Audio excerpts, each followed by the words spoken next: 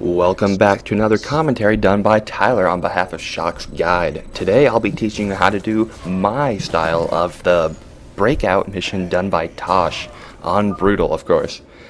One thing I'd like to mention about this game before we get started, if you've ever played Dota, a old Warcraft 3 custom variant game, this mission is going to remind you of that quite a bit. You're going to have a hero with 3 abilities and 1 ultimate ability. You'll find out later on.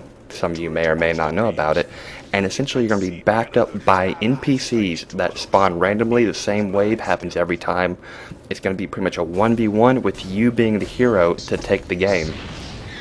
So if you find yourself enjoying this particular mission, or the Ghost of a Chance, which is the Nova equivalent, you definitely should go ahead and take a look at the games Heroes of Newerth, League of Legends, or Dota from Warcraft 3, the Frozen Throne expansion pack.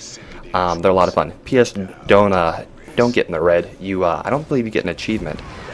If you do, but more importantly, you usually die, which is also counterproductive for the mission.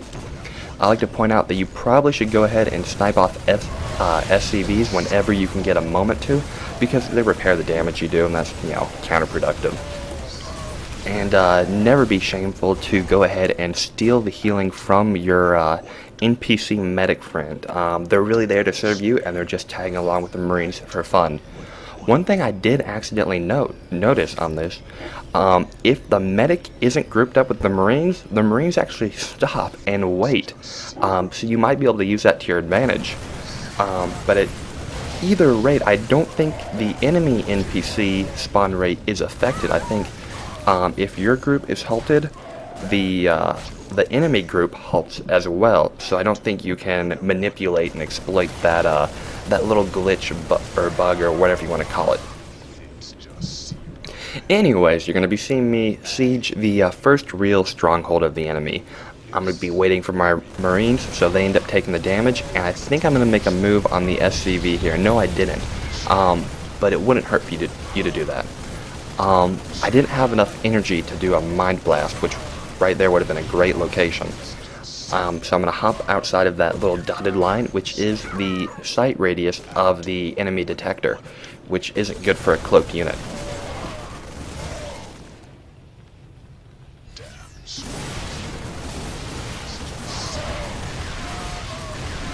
Now you notice I usually prefer to focus fire on the tanks first, and that's because the splash damage they do is generally unpleasant to your friendly Marines and whatnot. And taking them out early can make a big difference. Alternatively, you can use Mind Blast on the infantry, which will stun the infantry, do a great deal of damage, and ooh, I made a risk right there. But it was worth it. It doesn't look like it took too much damage, and I got a little damage done into the building, which is always good.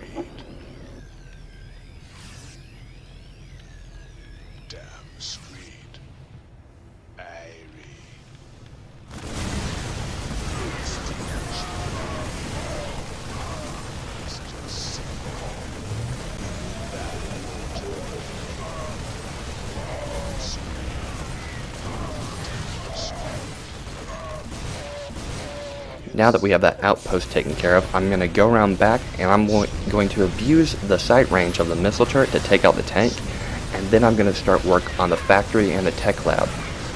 One thing to note is that once a Terran building catches on fire, it will perpetually take damage until it goes to be put out of fire.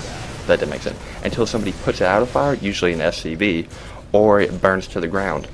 So if you go ahead and catch these on fires, if you go ahead and catch them on fire, they'll be taking damage even though you're not directly attacking them, which is always helpful.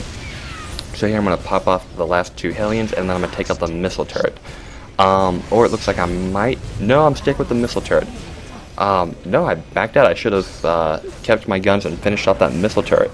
But I guess I am letting the fire finish the job for me, while I go ahead and back up my NPC friend down here.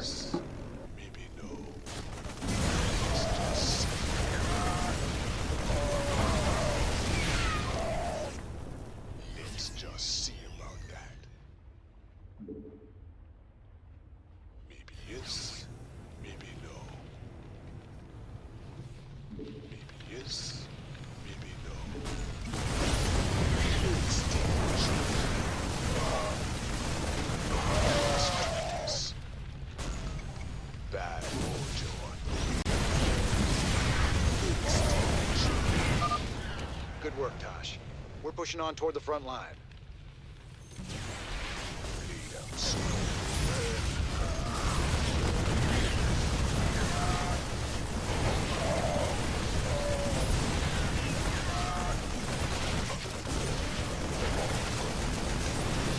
And here is where I learned about my favorite ability that Tosh has, Consumption. Pretty much you get to steal life of your allies in turn for mana, which is great. I'm a big fan of that. It essentially makes your unit much more effective. And go ahead and steal life from Marauders because they have more hit points to spare. It'll take half the remaining life of your ally friend, and it'll turn that into energy. So the bigger the hit point pool, the more energy you get, and Marauders have more hit points, so you get more energy from them. And they're also a bit armored. Oh god, I almost died there. Don't do that. But your Marauder friends are a bit more armored, so they will have a higher chance of surviving the consumption, should you choose them instead. So pretty much, at this point in the game, you now have a way to replenish your hit points and your mana whenever you please, which is always good. And here I'm letting my medic friend bait the damage because I'm all healed up and I don't need them anymore. Because Tosh is really he's a villain. He's kind of a hard, outskirt man. I don't know the words I'm looking for. So he's used to making kind of tough decisions like that. I'm going to grab Consumption one more time, top myself up with health and mana, and now I'm going to head up north, or really northwest, and open up the jail cell to get Diamondbacks to join my NPC army. And it's pretty simple. Go ahead and Mind Blast that group and throw up shields so you can walk into this little nook and cranny where you can snipe the tank, Mind Blast these guys a few more times, shoot them, finish off a missile turret, and then you're done. Easy as can be. You can get through that pretty much expending 200 mana and hardly any effort. And you also make a bunch of money too, which never hurts. Everybody likes money, right?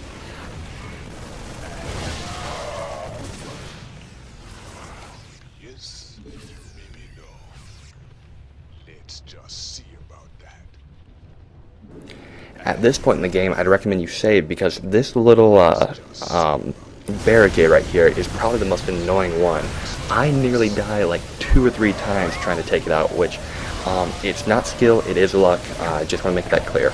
But the first thing you should do is bait the SCVs to this bunker and take them out because they will be annoying and they will be working against you the entire time. Pop up from Marauder. I like to get that bunker down before I go ahead and take out the Siege Tank and the Raven up here on the ledge. Although it would have been better if I just waited. Right here, there you go. See me Mind Blasting the SCVs to stun them and do a lot of damage? Very efficient right there. Alternatively, I should have waited when I came to this ledge for the Raven to fly away so the Siege Tank didn't get a few free hits on me. That was a bit of a mistake on my part. Hopefully you won't make it now that you know. But here I am, and the reason why I like taking out that first bunker is you see my units are actually doing damage to the enemy bunker instead of being obliterated right off the bat.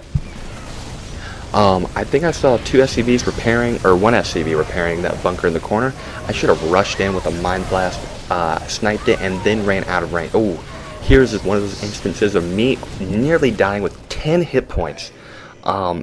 Which, like I said, not skill, 100% luck. It was my lucky day. And it just goes to show you, save. Save, because that could have been, like, I don't know, 2-3 wasted minutes of mine had I not, had I died there and not saved previously.